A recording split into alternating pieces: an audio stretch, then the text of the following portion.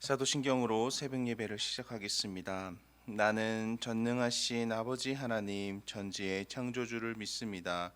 나는 그의 유일하신 아들 우리 주 예수 그리스도를 믿습니다. 그는 성령으로 잉태되어 동정녀 마리아에게서 나시고 본디오 빌라도에게 고난을 받아 십자가에 못 박혀 죽으시고 장사된 지 사흘 만에 죽은 자 가운데서 다시 살아나셨으며 하늘에 오르시어 전능하신 아버지 하나님 우편에 앉아 계시다가 거기로부터 살아있는 자와 죽은 자를 심판하러 오십니다. 나는 성령을 믿으며 거룩한 공교회와 성도의 교제와 죄를 용서받는 것과 몸의 부활과 영생을 믿습니다. 아멘. 찬송가 94장 찬양하겠습니다. 찬송가 94장입니다.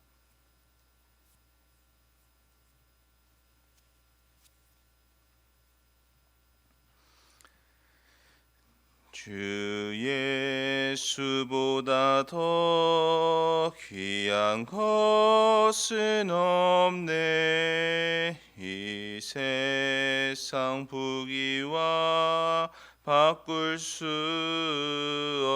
없네. 영축을 내 대신 돌아가신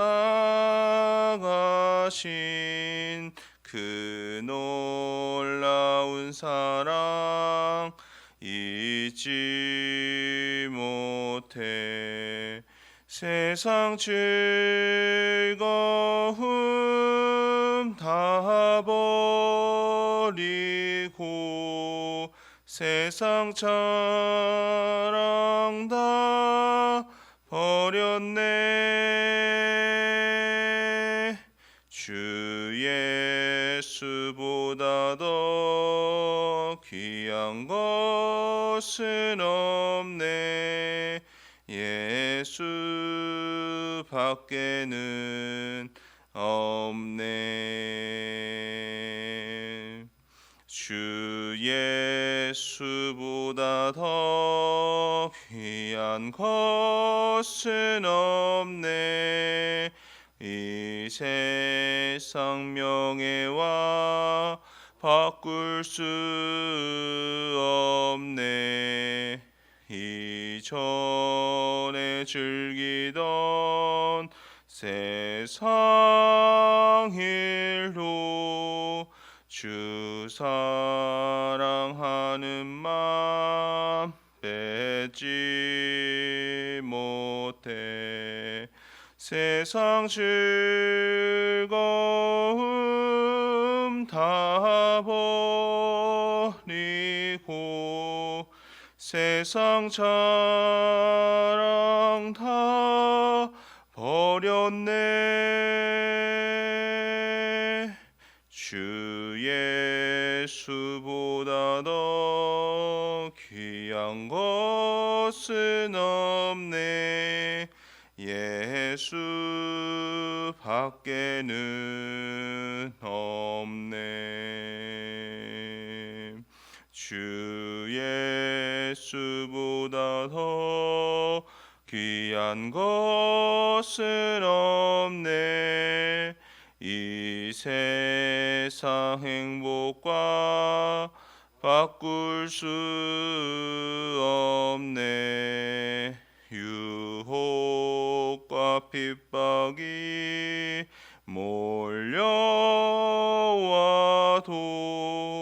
주 섬기는 내 맘 변치 않아. 세상 즐거움 다 버리고 세상 자랑 다 버렸네. 주 예수보다 더 귀한 것은 없네. 예수 밖에는 없네. 아멘. 이 시간 함께 기도하도록 하겠습니다. 오늘도 나라와 민족을 위해서 기도하겠습니다.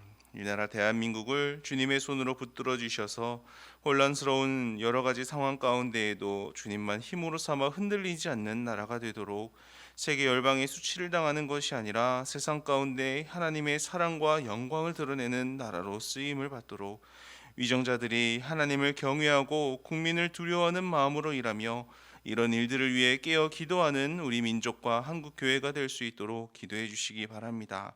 다음으로 교회를 위해 기도하실 때에는 오늘도 우리 교회의 머리는 예수 그리스도이심을 선포하시며 주께서 통치하시고 다스리시는 교회가 될 수 있도록, 마지막 때에 주의 남은 자가 되어 우리를 통해 주님의 인애와 사랑이 세상 가운데 흘러갈 수 있는 성도들이 될 수 있도록, 특별히 내일은 주일입니다. 모든 예배 가운데 성령의 강력한 기름 부으심과 능력이 나타나 온 성도의 심령이 변화되고 회복되어 하나님이 원하시는 삶을 살아내는 주의 모든 백성들 될 수 있도록 기도해 주시기 바랍니다. 그리고 오늘은 러시아의 이성국 서지현 선교사님을 위해 기도하겠습니다. 먼저는 우크라이나와 러시아가 하루속히 대화를 시작하여 평화가 찾아올 수 있도록, 2023년에 교회 학교의 사역이 더 활성화되고 선교지에서 선교하는 교회를 위해 유학생들을 섬길 수 있는 기회가 더 많이 생기며 바로네즈 한글학교가 더 많은 젊은이들을 만나는 통로가 되게 하시고 복음의 통로로 쓰임 받을 수 있도록 기도 요청하셨습니다. 이 시간 나라와 민족을 위해서, 교회를 위해서, 러시아의 이성국 서지현 선교사님을 위해서 주님의 이름 한번 부르고 기도하겠습니다. 주여,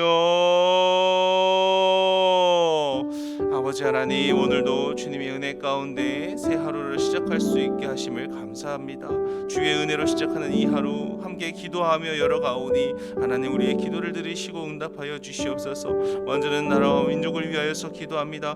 하나님, 우리나라가 주님만 힘으로 삼는 나라 되게 하여 주시옵소서. 여기까지 올 수 있었던 것도 다 주님의 은혜이오니 하나님, 교만하여서 주님의 손을 저버리고 다른 것을 의지하는 것이 아니라 오직 주님만 붙잡고 주님만 의지하여서 흔들리지 않는 나라 될 수 있도록 주님 주장하여 주시옵소서. 세계 열방 가운데 수치를 당하는 나라 되지 않게 하시고 세상 가운데 주님의 위대하심과 거룩하심과 주님의 사랑을 온전히 전하고 드러내고 나타내는 데 귀하게 쓰임받는 나라가 될 수 있도록 주님 함께하여 주시옵소서. 나라의 중요한 역할들을 맡고 있는 위정자들을 주님께서 기억하여 주셔서 주님의 지혜와 은혜로 아버지 하나님을 경외하며 또 백성들과 국민들을 위하여서 마음 다해서 일해볼 수 있도록 하나님 함께하여 주시옵소서. 이 일들을 위하여서 우리 믿는 자들이 더욱 깨어 기도하게 하여 주시옵소서. 하나님의 자비가 이 나라를 떠나지 않도록, 하나님의 긍휼과 공의와 정의가 이 나라 가운데 날마다 머물 수 있도록 우리 믿는 자들이 더욱더 깨어 기도하는 우리들 되게 하시고 그런 한국교회가 될 수 있도록 주장하여 주시옵소서. 아버지, 교회를 위하여서도 기도합니다. 우리 교회의 머리는 오직 예수 그리스도이십니다. 인간의 어떠한 생각이나 세상의 가치도 이 교회를 뒤흔들지 못하도록 주님께서 날마다 지켜주시옵소서. 하나님께서 원하시는 그 마지막 때에 하나님의 인애와 하나님의 사랑과 하나님의 공의가 우리 교회를 통하여서, 우리 교회에 속해 있는 모든 성도들을 통하여서 이 땅 가운데 펼쳐질 수 있도록 하나님, 그런 남은 자 될 수 있도록 주님께서 주장하여 주시옵소서. 내일은 주일입니다. 하나님, 주일에 드려지는 모든 예배 시간마다 성령의 강력한 기름 부으심이 있게 하여 주시옵소서. 주님의 놀라운 역사가 우리의 각각 예배하는 모든 심령들 가운데 나타나게 하여 주시옵소서. 그래서 하나님, 우리의 마음을 억누르고 우리 자유케 하지 못하고 있는 것들, 또 우리의 마음이 끌려가고 있는 것들에서 풀려나게 하시고 끊어지게 하시고 다시 주님과 화목하게 되는, 다시 주님의 사람으로 회복되고 변화되는 그런 놀라운 은혜들이 내 모든 예배의 시간과 자리마다 허락되도록 주님께서 주장하여 주시옵소서. 러시아의 이성국 서지현 선교사님을 위하여서도 기도합니다. 하나님, 1년여간 계속되고 있는 전쟁 가운데 속히 대화를 시작하여 진정한 평화가 찾아올 수 있도록 도와주시옵소서. 교회 학교의 사역이 더욱 활성화될 수 있도록 도와주시옵고, 선교지에서도 또 선교하는 교회를 꿈꾸고 있사오니 유학생들을 섬길 수 있는 기회가 더 많이 생기게 하시며 섬길 수 있는 힘과 능력과 또 필요한 물질들도 허락하여 주옵소서. 바로네즈 한글학교가 더 많은 젊은이들을 만나는 통로가 되게 하시고 우리 선교사님과 또 교회가 복음의 통로로 쓰임받을 수 있도록 주님 역사하여 주시옵소서. 주시옵소서. 오늘도 주의 이름으로 기도하였사오니 하나님께서 기억하시고 주님께서 응답하여 주시옵소서. 감사합니다. 주님. 아버지 하나님, 오늘도 주의 은혜 가운데 하루를 열어가며 나라와 민족과 교회와 선교지를 위해서 기도합니다. 우리 모두가 주님의 일하심을 기대하면서 믿음으로 구하는 저희들 되게 도와주시고 기도를 통해 나타나는 하나님의 능력을 경험할 수 있도록 인도하여 주옵소서. 주님, 오늘도 새 하루를 살아가야 하는 우리 모든 후한백합 가족들의 삶 가운데 함께하여 주옵소서. 특별히 내일 주일을 준비하는 날로 거룩히 구별하는 우리가 될 수 있도록 도와주옵소서. 이 시간 말씀을 나누오니 사람의 것은 모두 거두어 주시고 주님의 마음과 뜻과 은혜만 우리의 하루와 10년 가운데 자리하게 하옵소서. 예수님의 이름으로 기도드립니다. 아멘. 함께 나눌 하나님의 말씀은 마태복음입니다. 마태복음 13장 44절부터 58절까지 말씀 보겠습니다. 13장 44절부터 58절입니다.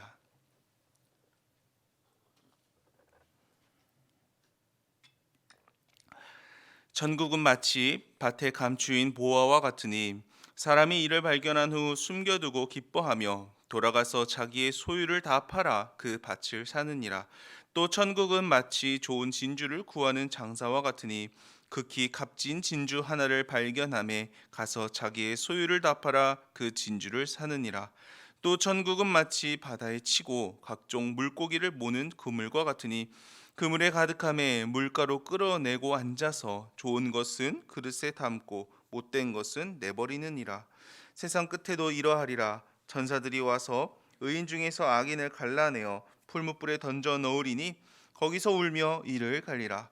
이 모든 것을 깨달았느냐 하시니 대답하되 그러하오이다. 예수께서 이르시되 그러므로 천국의 제자된 서기관마다 마치 새 것과 옛 것을 그곳에서 내오는 집주인과 같으니라. 예수께서 이 모든 비유를 마치신 후에 그곳을 떠나서 고향으로 돌아가사 그들의 회당에서 가르치시니 그들이 놀라 이르되 이 사람의 이 지혜와 이런 능력이 어디서 났느냐. 이는 그 목수의 아들이 아니냐. 그 어머니는 마리아, 그 형제들은 야고보, 요셉, 시몬, 유다라 하지 않느냐. 그 너희들은 다 우리와 함께 있지 아니하냐.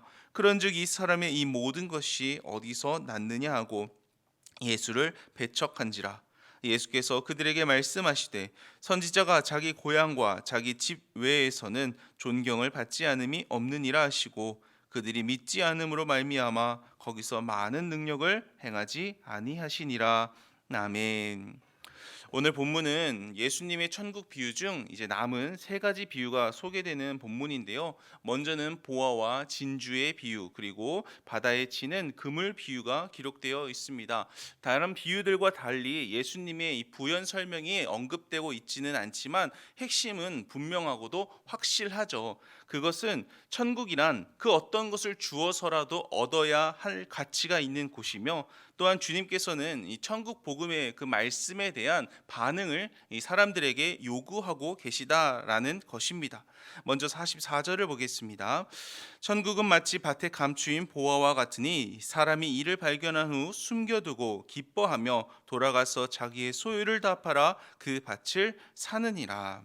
예수님은 44절에서 천국은 마치 밭에 감추인 보화와 같다라고 말씀을 하십니다. 그런데 이 말씀을 보면 한 가지 의아한 것이 있죠. 왜 보물을 땅에다가 숨겨 두었던 것일까요?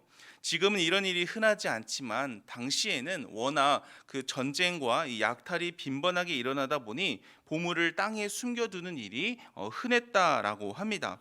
만약 다른 나라의 군인이나 도적이 와서 집안에 있는 모든 귀한 것들을 가져가고자 할 때에 사실 땅까지 파보기는 쉽지가 않잖아요. 그래서 이 정말 중요한 물건, 또 그런 것들을 땅에다가 묻어놓고 그렇게 감추고는 했다라는 것이죠. 그래서 달란트 비유에서도 이 한 달란트 받은 종이 이 달란트를 은행에 맡기지 않고 땅에 묻어 놓았다라는 것은 당시 사람들에게 땅은 은밀하고 또 안전하게 귀중한 것들을 보관할 수 있는 좋은 장소로 여겨졌다라는 것입니다. 그런데 만약에 어떤 이유로 땅의 주인이 착고하거나 혹은 그 사실을 잊어버린다면 그 보물은 영영 땅에 묻힌 상태로 그렇게 잊혀지게 되는 것이죠. 그러다가 어떤 사람이 그 땅을 지나다 보물을 발견하는 그런 일들이 종종 일어났다라고는 하는데요. 예수님의 비유가 바로 이제 그런 상황을 가지고서 이야기하시는 것입니다. 여기서 중요한 건 보물을 발견한 자의 반응입니다. 먼저 그는 생각지도 못한 보물을 발견했다는 이유로 굉장히 매우 기뻐했습니다. 그리고는 다시 숨겨두고 돌아가서 자기의 모든 소유를 다 팔아서 그 밭을 샀다라는 것이지요. 그 사람은 이 보물을 보자마자 이 보물이 내 모든 소유를 다 팔아서라도 가져야 할, 얻어야 할 중요한 가치를 지닌 것임을 알았다라는 것입니다.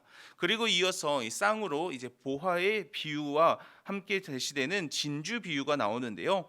45절, 46절을 읽어보겠습니다. 또 천국은 마치 좋은 진주를 구하는 장사와 같으니 극히 값진 진주 하나를 발견하매 가서 자기의 소유를 다 팔아 그 진주를 사느니라. 앞서 보어와 다르게 이번에는 좋은 진주를 구하는 장사의 이야기가 나옵니다. 여기서도 중요한 것은 그 진주를 발견한 자의 반응이죠. 그는 어느 날 극히 값진 진주 하나를 발견하게 됩니다. 그러자 이 사람도 앞선 사람과 동일하게 자기의 모든 것을 다 팔아서 그 진주를 가지게 되는 것이죠.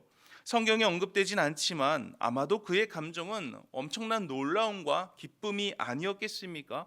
그토록 좋은 진주를 구하며 사방팔방을 다 돌아다녔었는데 자기가 원했던 그 진주를 발견했으니 말입니다. 이처럼 예수님은 천국을 발견하게 되는 계기에 대해서는 그다지 무게를 두지 않고 계시다는 것을 깨닫게 됩니다. 천국 복음을 혹은 천국을 우연히 발견을 했든지 아니면 진리를 탐구하며 영생을 궁금해하면서 알아가던 중에 발견했든지 중요한 것은 그것이 아니다라는 것이죠. 무엇을 의미하겠습니까? 첫째로 천국은 그 가치를 아는 자의 것이다라는 겁니다. 우리는 이 사실을 성경에는 언급되지 않지만 우리가 놓치기 쉬운 사람을 통해서 알 수 있게 되는데요. 바로 보물이 숨겨진 밭과 값진 진주의 원래 주인들입니다. 누군가는 그 가치를 알고 모든 것을 내어서라도 그것을 사고자 했고 얻을 수 있게 되었지만 그 주인들은 그 가치를 알지 못했다라는 거예요. 도리어 모든 소유를 가지고 와서 밭과 진주를 사가려고 하는 사람을 보면서 속으로 어리석다고 생각했을지도 모릅니다. 물론 어느 정도 가치를 가지고는 있지만 이렇게까지 사갈 정도는 아닌데 라고 생각했을 수도 있겠죠. 하지만 결국은 누가 웃게 됩니까? 모든 것을 다 내어서 그 밭과 진주를 사간 사람이 웃게 됩니다. 그렇게 천국은 내 모든 것보다 더 귀한 것임을 아는 자들의 것이 된다라는 것이죠. 자신의 모든 것을 내어놓았지만 실상은 그보다도 더 귀한 것을 얻게 되는 것, 그것이 바로 천국입니다. 그러니 천국은 그 가치를 아는 자의 것이 될 수밖에 없습니다. 왜냐하면 가치를 모르는 자는 다른 것을 위해서 천국을 포기하게 되기 때문입니다. 여기서 두 번째 중요한 의미가 발견되는데요. 하나님은 이 천국 복음을 접한 우리에게도 동일하게 그 말씀에 대한 반응을 요구하신다는 것이죠. 이 보어와 진주 비유의 한 가지 특징은 그 값진 것을 얻는 데 있어서 어떠한 자격과 조건도 붙지 않는다라는 것입니다. 이 자신의 모든 소유를 다 파는 사람은 나와도 그 모든 소유가 얼마나 되는지, 최소한 그 밭과 진주를 사기 위해서 얼마 정도는 가지고 있어야 되는지에 대해서는 예수님은 한마디도 하지 않으신다라는 거예요. 중요한 건 자기의 소유를 다 팔았다라는 그 행위만 언급되고 있다는 것이죠. 천국 복음은 하나님의 은혜로 우리에게 주어졌습니다. 그렇다라고 한다면 이제 하나님은 그 은혜 가운데 우리에게 반응할 것을 요구하신다는 겁니다. 고개만 끄덕이는 정도의 수긍이 아니라 가면 좋겠다라는 식의 반응이 아니라 우리의 것을 다 내어서라도 그 천국을 소유하기를 요구하십니다. 아는 자로 끝나지 말고 천국을 소유하는 자로 살 것을 원하신다라는 것이죠. 그리고 거기에는 반드시 내가 귀하다고 생각되는 것들 혹은 인생을 살아가는 데 있어서 이것만은 꼭 필요하다고 여겼던 것들을 내어려 놓아야 하는 그런 순간이 생길 수밖에 없게 됩니다. 이 세상의 가치와 천국의 가치는 서로 상반되기 때문이죠. 우리 모두는 밭과 진주의 원래 주인들처럼 다른 것을 위해서 천국을 포기하는 자들이 아니라 이 천국을 위해서 천국이라는 이 최고의 가치를 아는 자가 되어 모든 것을 다 내어서라도 천국을 소유하는 자로 살아갈 수 있기를 간절히 소망합니다. 이어서 47절부터 49절은 13장의 마지막 천국 비유인데요. 읽어보겠습니다. 또 천국은 마치 바다에 치고 각종 물고기를 모는 그물과 같으니 그물에 가득함에 물가로 끌어내고 앉아서 좋은 것은 그릇에 담고 못된 것은 내버리느니라. 세상 끝에도 이러하리라. 천사들이 와서 의인 중에서 악인을 갈라내어 풀무불에 던져 넣으리니 거기서 울며 이를 갈리라. 어제 새벽 말씀을 들었던 것처럼 하나님은 알곡을 보호하시기 위해서 당분간은 마지막 때까지는 가라지를 그대로 두고자 하십니다. 너무나 복잡하게 얽히고 설켜 있기 때문이죠. 하지만 마지막 때에는 알곡과 가라지를 구분하게 될 거다라고 말씀을 하셨는데요. 성경에서 반복은 강조를 의미합니다. 이 알곡과 가라지 비유처럼 마지막 비유에서도 지금은 의인과 악인이 그 그물에 뒤엉켜 살고 있지만 마지막 때에는 아예 자리를 잡고 앉아서 그것을 구별할 때가 올 것이다, 있을 것이다라고 우리에게 강조하고 있는 것이죠. 의인은 하나님의 나라로 들어가겠지만 악인은 어디로 던져지나요? 다시 바다로 던져지는 것도 아니고 쓰레기통에 들어가는 것도 아니고 풀무불에 던져 놓겠다라고 주님께서는 말씀을 하십니다. 여기서 한 가지 눈에 들어오는 것은요, 이 풀무불에 던져진다고 해서 거기서 불타서 끝나는 그냥 그게 끝이 아니라는 것이죠. 풀무불이란 아주 맹렬하게 타오르는 뜨거운 불입니다. 그런데 그곳에 던져진 상태에서 뭘 한다고 이야기하고 있나요? 그곳에서 울며 이를 갈게 될 것이다 라고 말씀을 합니다. 여러분, 천국은 못 간다고 해서 그냥 끝인 곳이 아닙니다. 천국이 아니면 우리에게 남는 건 이 풀무불에서 영원히 이를 갈면서 울게 되는 영원한 형벌뿐입니다.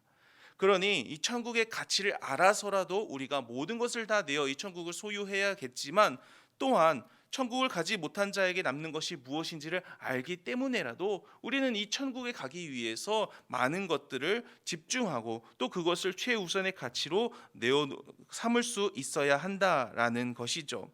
그래서 예수님은요 51절에서 제자들에게 이렇게 묻습니다. 같이 한번 읽어보겠습니다. 51절입니다. 이 모든 것을 깨달았느냐 하시니 대답하되 그러하오이다. 예수님의 가르침을 보면 이렇게 깨달았느냐라고 묻는 질문이 그렇게 자주 등장하지 않습니다. 보통 설명하고 이동하시고 설명하시고 이동하시고 그런 모습들이 자주 나오죠. 그런데 오늘 예수님은요 이 제자들에게 깨달았느냐라고 묻고 계시다라는 거예요. 제자들은 예수님을 통해 가보지도 못했던 그 천국에 대한 비유를 상세히 들었습니다. 그리고 우리도 이 기록된 말씀을 통해서 천국에 관한 비유의 말씀을 듣게 되었죠. 그렇다면 제자들을 향한 예수님의 질문은 오늘 우리에게도 동일하게 적용되는 것인 줄을 믿습니다. 우리 모두가 천국에 대한 예수님의 비유의 말씀을 듣고 깨닫게 되는 자 되기를 소망합니다. 그런 말씀을 깨달았다는 것은 어떻게 알 수 있을까요? 그것은 이 13장에 나오는 천국 비유의 그 말씀을 통해서 우리가 알 수 있죠. 깨닫는 자는요 결실을 맺는 삶을 살게 됩니다. 그리고 깨닫는 자는 이 천국 복음이란 말씀의 씨앗을 뿌리면서 사는 자입니다. 또한 깨닫는 자는 알곡 신자가 되어서 겨자씨와 누룩처럼 선한 영향력을 끼치며 살아가는 사람입니다. 끝으로 깨닫는 자는 내 모든 소유를 다 내어서라도 그 천국을 소유하기 위해서 살아가는 사람입니다. 한마디로 깨닫는다는 것은 단순한 지식적 동의나 인정이 아니라 그 깨달은 말씀에 대한 삶의 반응과 또 결과가 반드시 함께 나타나는 사람, 그 사람이 진짜 이 천국 복음을 깨달은 자라는 것을 우리가 알게 되는 것입니다. 우리 모두 천국 복음을 듣는 자로, 들은 자로 끝나지 않고 천국 복음을 들어 삶의 진짜 변화까지도 경험하게 되는 그러한 진정한 천국의 소유자들 되시기를 주님의 이름으로 축원합니다. 끝으로 53절부터 58절까지 말씀은 이 말씀을 이제 다 마치시고 고향으로 돌아가셨는데 그곳에서 배척당하게 되는 예수님의 모습이 그려지는데요. 53절부터 57절까지만 읽어보겠습니다. 예수께서 이 모든 비유를 마치신 후에 그곳을 떠나서 고향으로 돌아가사 그들의 회당에서 가르치시니 그들이 놀라 이르되 이 사람의 이 지혜와 이런 능력이 어디서 났느냐? 이는 그 목수의 아들이 아니냐? 그 어머니는 마리아, 그 형제들은 야고보, 요셉, 시몬, 유다라 하지 않느냐?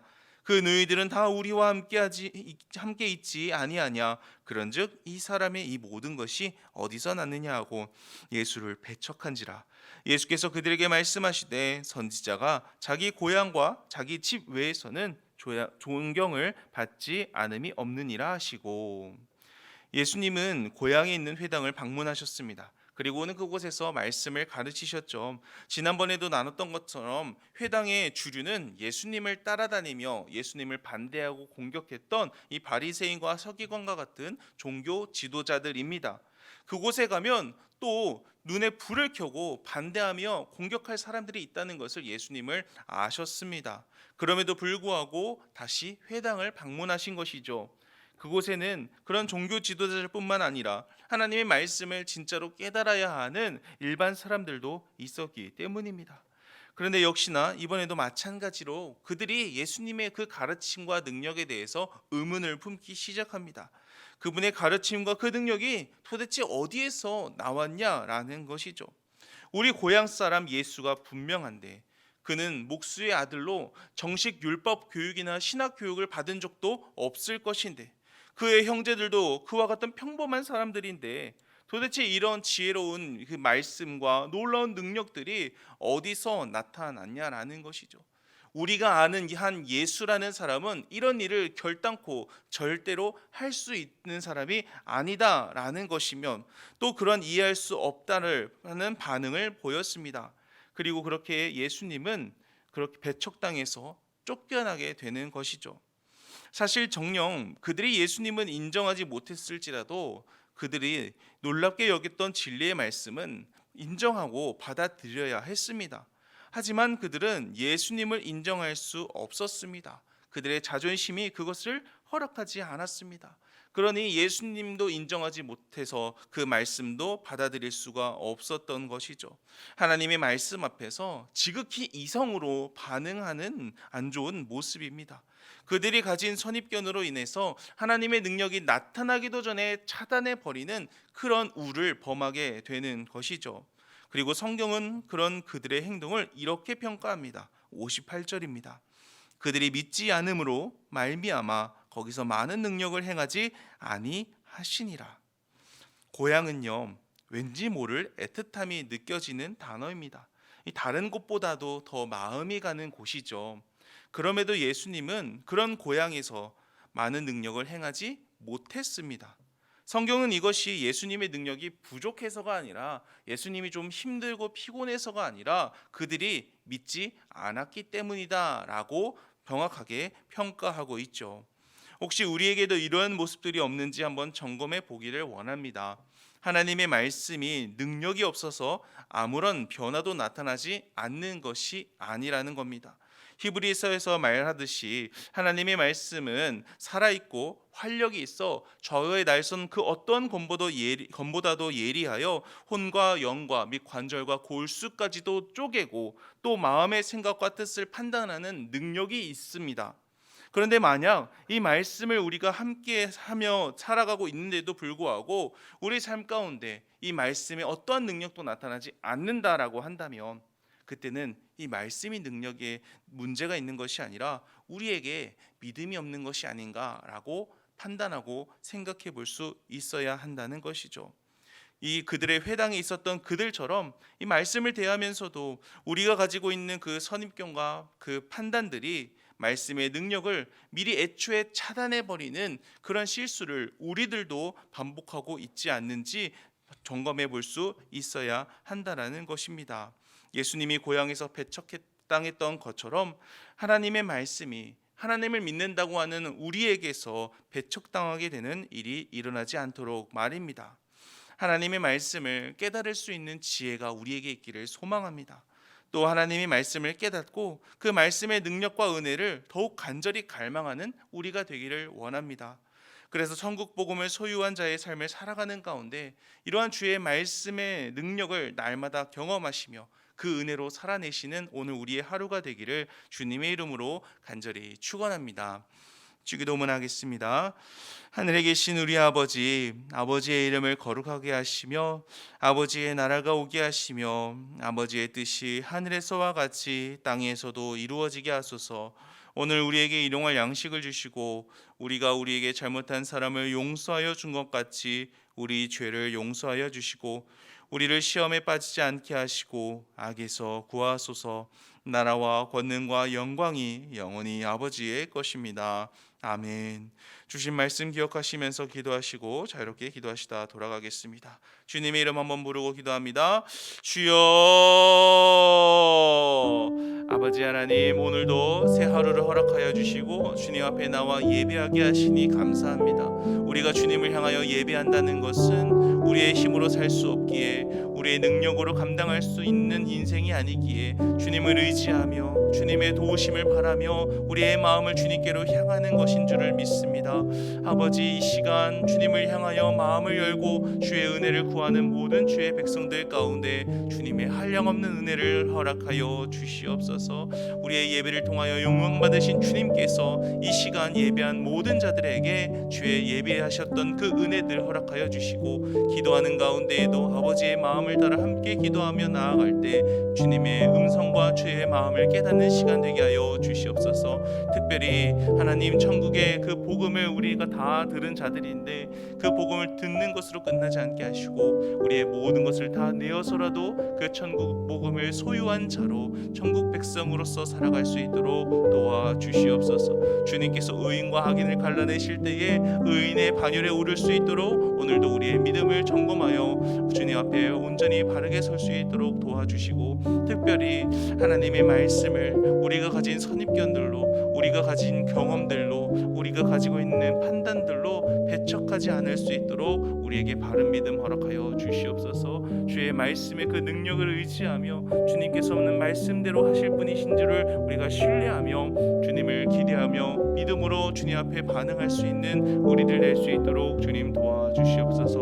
오늘 하루를 복되게 하여 주시고 오늘도 주님의 동행하심과 인도하심 가운데 믿음으로 승리하는 우리 모든 성도들 될 수 있도록